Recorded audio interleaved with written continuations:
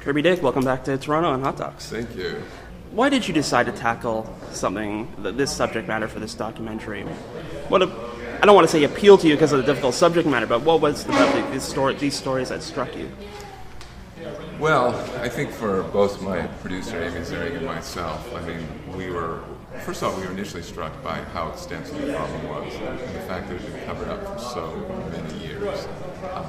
Several generations, in fact. I think this story is one of the most covered up stories of the past several generations. But also the nature and extent of the trauma these people have experienced. I mean, these are incredible soldiers.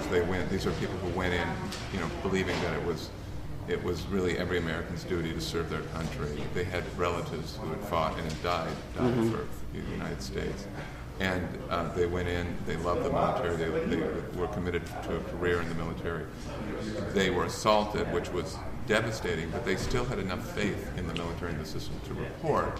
And when they reported, then the military turned on them and forced them out. And the people come out of this just incredibly, incredibly damaged. I mean, everybody we spoke to had attempted suicide. Nearly everybody had attempted suicide.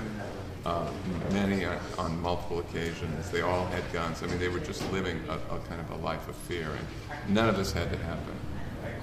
And one of the amazing things about the documentary, and one of the things that got repeated gasps from the audience, was the complete ignorance of the people higher up, like the one, I can't remember her name off the top of my head, but the director of the organization responsible for trying to stop it. Yeah, like just her ignorance was staggering. Oh yeah, no, and she was in that office for 5 years, and there was one can only think that the reason that she was there was they put somebody there who had no power, who couldn't tell people within the military to take care of this issue.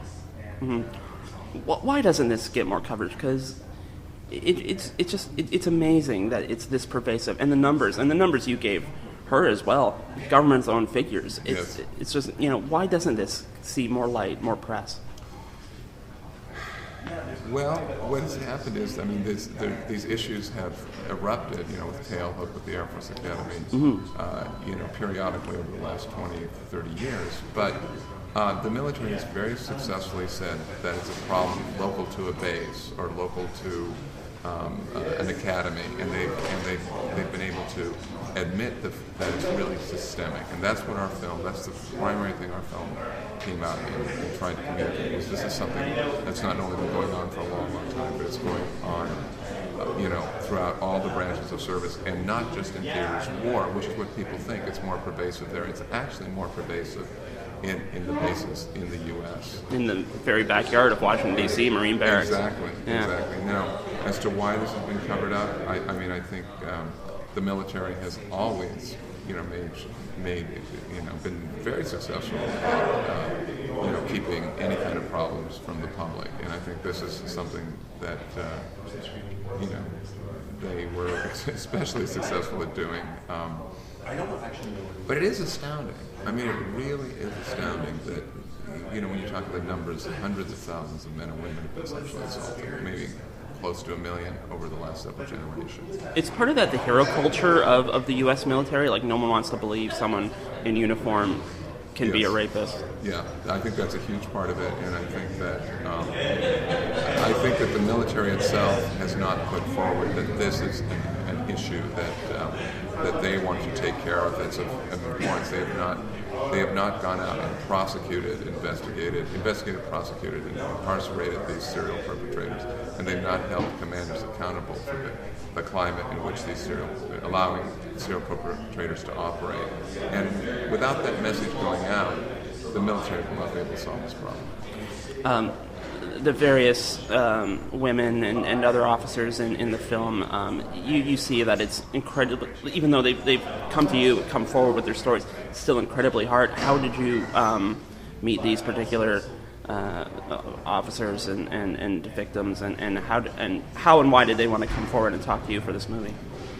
Well, it took a great deal of work to find these victims. I mean, they'd all of them were suffering from very severe PTSD.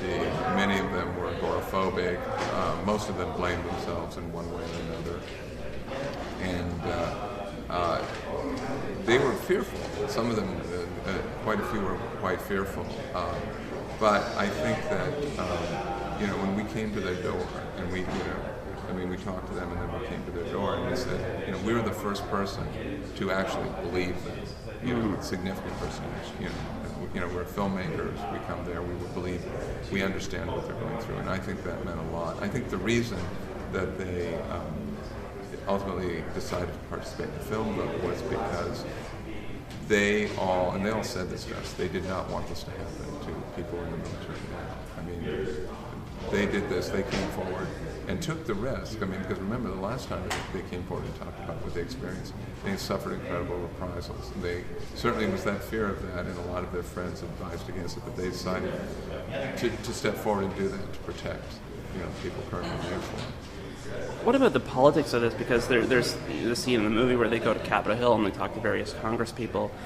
Leon Panetta you showed that clip of him being questioned about it at his confirmation hearing. What's holding developments up on that end, outside the military chain of command?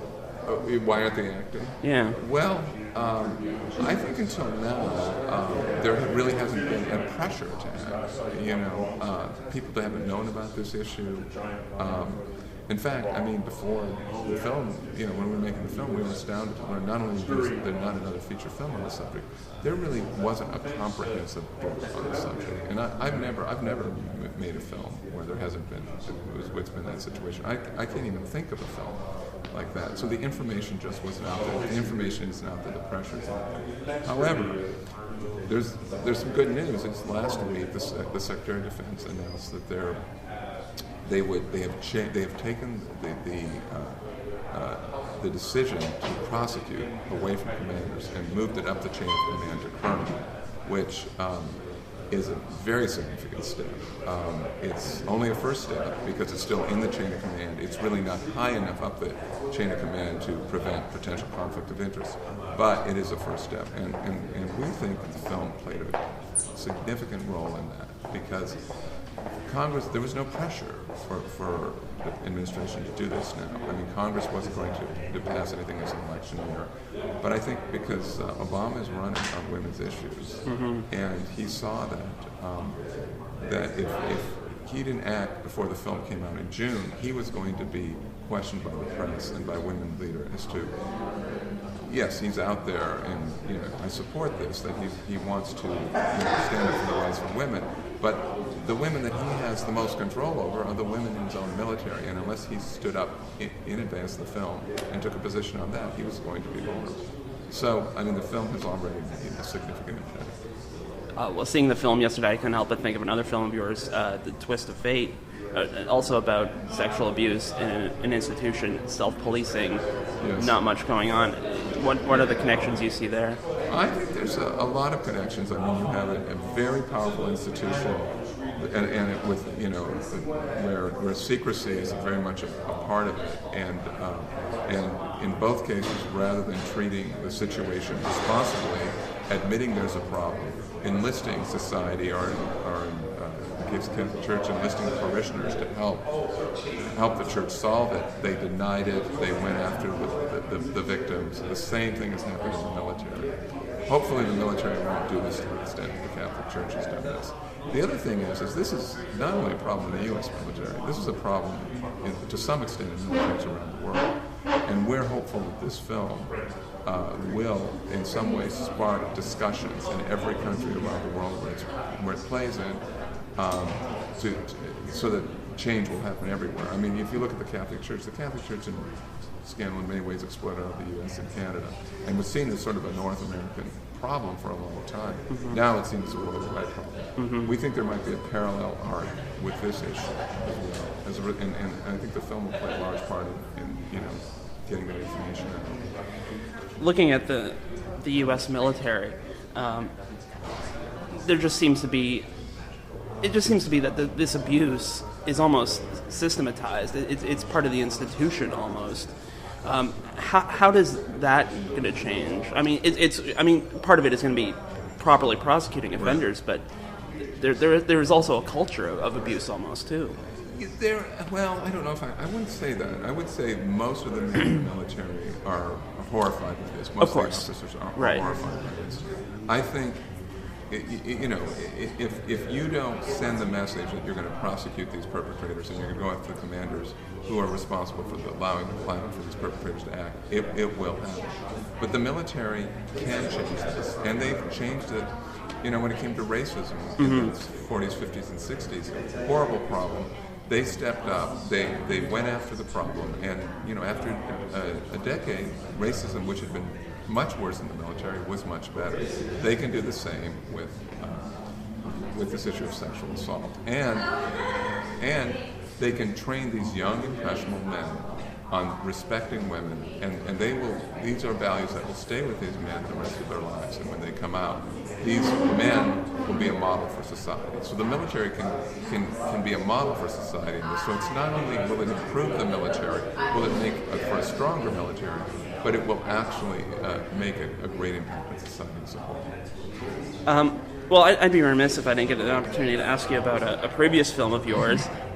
This film is not yet rated. It's a personal favorite of mine, but there have been further developments on this front recently with the documentary Bully and the MPAA's R rating for that.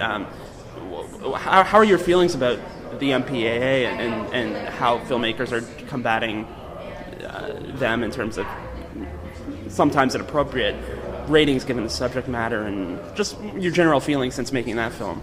Well, the MPA is although I won't put it on the level of the Catholic Church or the U.S. military, it has the same amount of power over the film business, and as a result, as you can see, there's an incredible amount of debate around Bully, but nothing's changed. Nothing's changed at all. Nothing changes my film, and nothing's changed as these debates have erupted over the last 4 years. I mean, the only thing that will make a change is a lawsuit. And they're vulnerable on that, and until that happens, you will have, a secret group of untrained, unqualified people censoring America and censoring all films coming into the U.S. Well, to go maybe to wrap up, to go back to the Invisible War, there's also a campaign to help get people organized, help promote awareness. Right. What are kind of some of the things people might be able to do to help on that front? Well, right now, go to our website, invisiblewarmovie.com. There's petitions, and we are developing a campaign where there'll be a lot of opportunities to host a screening of the film. It's just the beginning of what will be a campaign, to not only increase awareness, but pressure our government to protect our people in uniform. Kirby Dick, thank you for talking to me today. Thank you.